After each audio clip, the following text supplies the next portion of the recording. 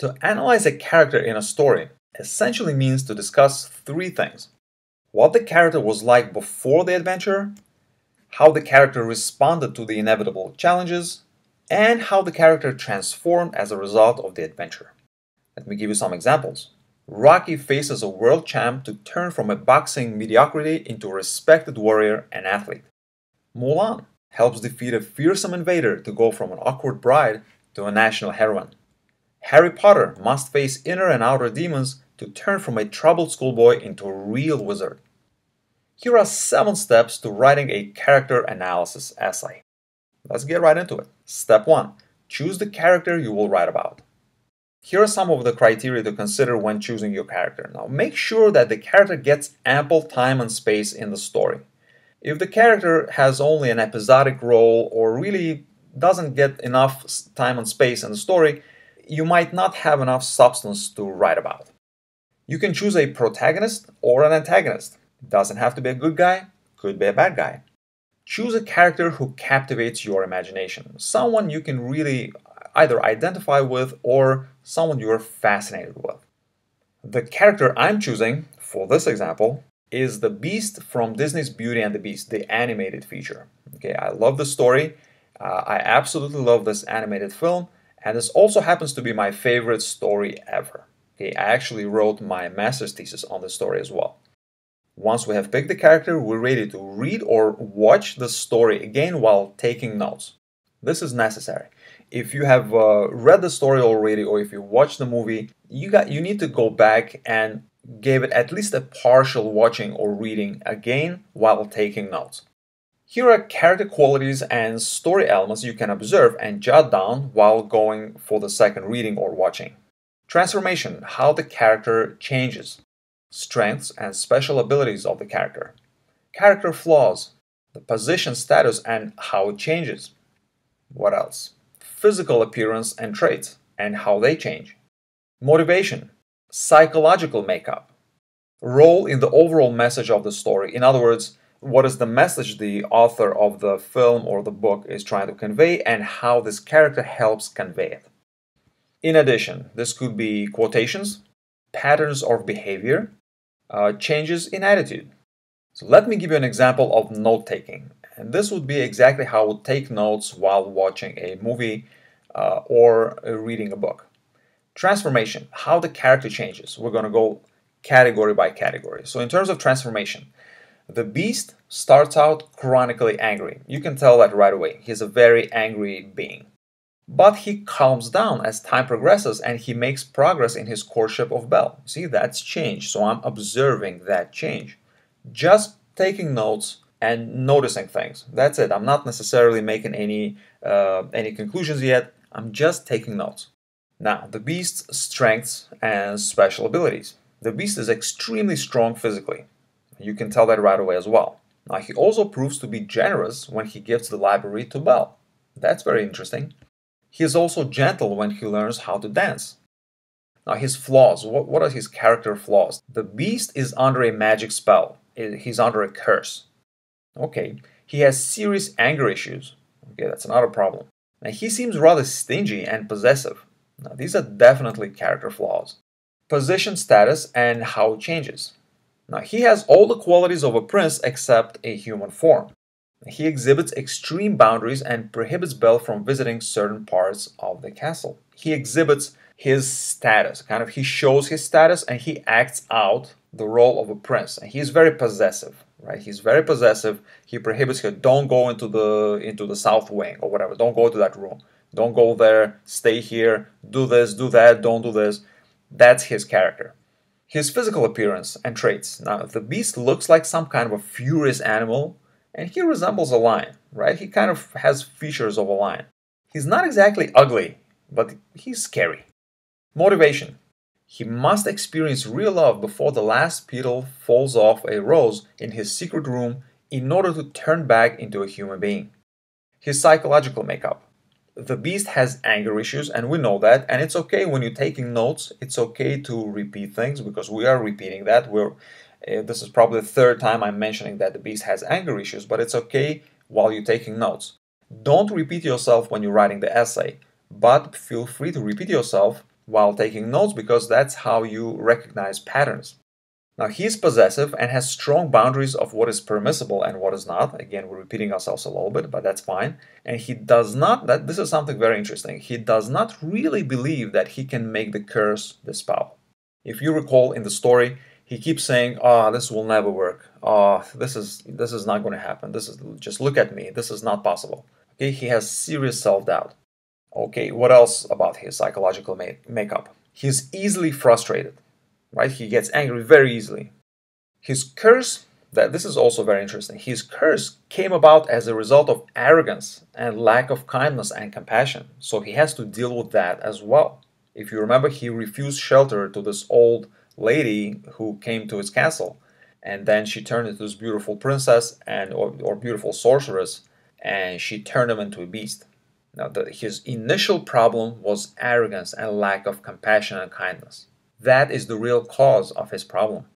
Okay, and his role in the overall message of the story.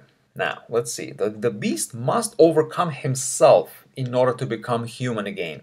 Perhaps the message of the story is that in order to be a real human being, you must overcome flaws that prevent you from experiencing real love. Okay, so I'm kind of already verbalizing a potential main point. Now, this last point sounds like a good potential main subject, main idea for this essay. And this is going to happen with you as well as you're taking notes and you're watching the movie or reading the book and taking notes. Some kind of a conclusion will be gelling in your mind. This is what came to me. Step 3: choose the main and supporting aspects of the character. Why? Because that's what we're going to be writing the essay about. Go over your notes and write down 2 things. Number 1, the main idea you'll probably turn into the main point in your essay. And 3 or more supporting ideas. And 3 is really enough. Here's a really great potential main idea for our essay, which is the most general, the most overarching point. The beast must undergo a transformation in order to redeem himself. Okay, this is a very good main point. He must transform. If he wants to be a human being again, he must transform. He must change. Now, let's break down the transformation. What are 3 ways in which he must transform? Well, let's take a look. He has anger issues, right? And anger issues prevent him from really making a connection with Belle. So he has to transform that. He has to overcome his anger issues. The lack of compassion. If you remember, this was the initial problem. And he still has that problem because he refuses shelter first to Belle's father. So again, he repeats that mistake again. And he exhibits the lack of compassion throughout the beginning of the story. And of course, self-doubt. He has to overcome self-doubt. He must learn to believe. All right, now we're ready for step 4. Write down your complete thesis statement. Here's the difference between a thesis and a thesis statement. Now, a thesis is one main idea usually expressed in only one sentence. And we already did that, right? The beast must transform in order to turn back into a human being.